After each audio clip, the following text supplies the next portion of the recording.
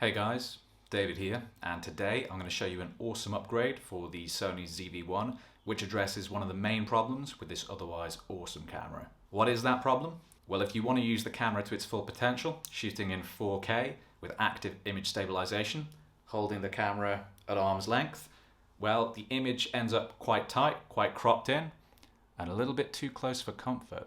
You can't see much of the background, and it feels very kind of close.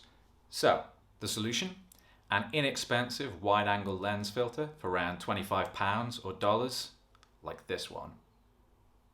Ready? Then let's go.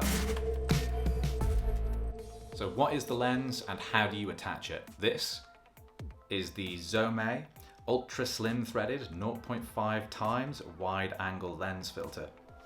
Catchy name, right? If I ever get a doggo, maybe I will call it that. But long name aside, this is simply a wide-angle filter that can be screwed onto the lens of your ZV1. In order to attach your lens, you'll need a little adapter, which will also be something like 15 to 25 pounds or dollars. I'm using this one by Profezzion. All these accessory companies have super cool names, I think you'll agree. This little adapter glues on around the lens of your ZV1 with small adhesive strips. Very easy to do, easy to remove afterwards, and by having that you can attach any number of 52mm accessories. So things like this wide-angle lens. I've also used a variable ND filter and some little macro filters as well. If you're interested in those, then stick around because I will do videos on them in due course. Next, we're going to talk about and use test footage to show what the wide-angle adapter can do. But before that, if this video is interesting or helpful in the end, then please consider liking and subscribing. There's plenty more ZV1 content as well as things on music and tech that you may well enjoy. Thank you. So what does our wide-angle lens do? It increases the field of view in the camera. So if I hold this up, you can see I am further away. You can see more of the background behind me. And for vlogging, this is great because it just gives you a wider angle to show what's around, and also it means you aren't quite so close and tight in the frame. In this first test footage, you can see 1080p on the left and 4K on the right. The top two samples have active steady shot, the bottom two have standard steady shot. This is all without the wide-angle lens. Stabilization isn't the strongest aspect of the ZV1, so I personally recommend always using active steady shot if you're shooting handheld. Key takeaways here: 1080p gives you a wider field of view than 4K. Active steady shot crops in further for both 1080p and 4K.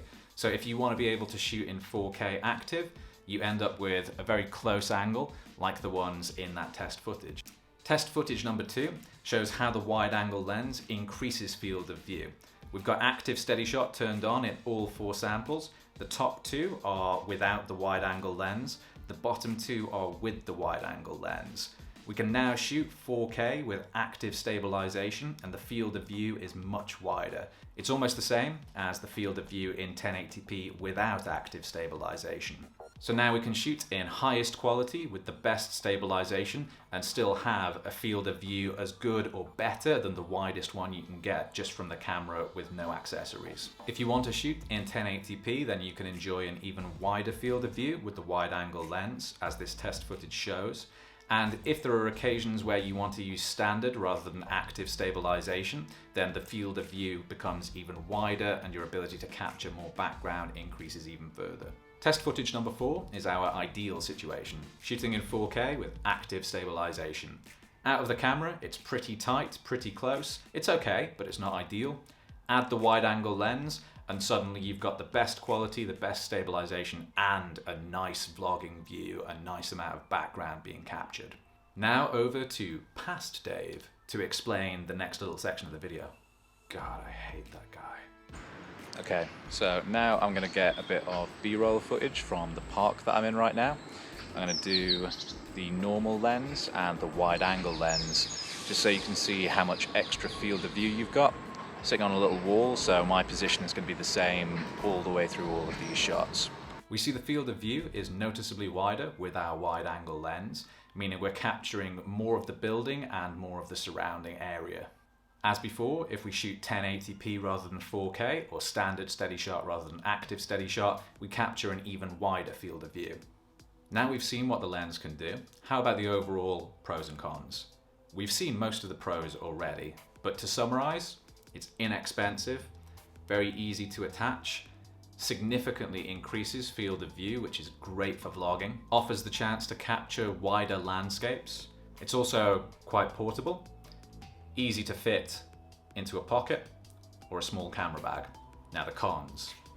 To use the adapter, you have to install another adapter first, and while that isn't very expensive and it's very easy to do, it is extra cost and an extra step. However, that adapter will open up other options. So I think this is not a big deal in the grand scheme of things. If we look at this footage here, you can see that the lens causes a bit of distortion to my eye around the edges of the image. Now for vlogging, I don't think this is a big deal. It will enhance the kind of blurry background bokeh effect, and it seems to me like the center of the image where your face is going to be is fine. However, it may limit how useful the lens is for capturing wide and sharp landscape images. The third con, I will leave to past Dave. The lens is, I don't know, I need to take some measurements, but I would guess almost half the weight of the camera, maybe more. So compared to using this normally, it's quite a noticeable addition. And if you're like me and you cover up a lack of muscle on your arms with tattoos, then it could be a bit more tiring to carry this around than to use the built-in capabilities instead. In actual fact, this weighs 94 grams, which is around 1/3 the weight of the ZV1. So, conclusions. Overall, I think this wide-angle lens, and if you need to pick it up because you don't have it already, the little adapter that allows you to attach it, are one of the best upgrades that you can make to hugely increase the flexibility and capability of your ZV1 at a very minimal cost, so I strongly recommend it. I'm planning to do more vlogging in the future, and that wide-angle lens is going to be a big part of the setup because I want to be shooting with the best stabilization in the best quality that I can, while preserving a nicely composed image and a good view of my background. That is all for today. If you made it this far, then thank you so much for watching. If it was interesting or helpful, please consider liking, subscribing, and sharing to help out the channel. And stay tuned for more ZV1, music, tech, videography, photography type content. If you have any questions, then please leave a comment. And until next time, take it easy.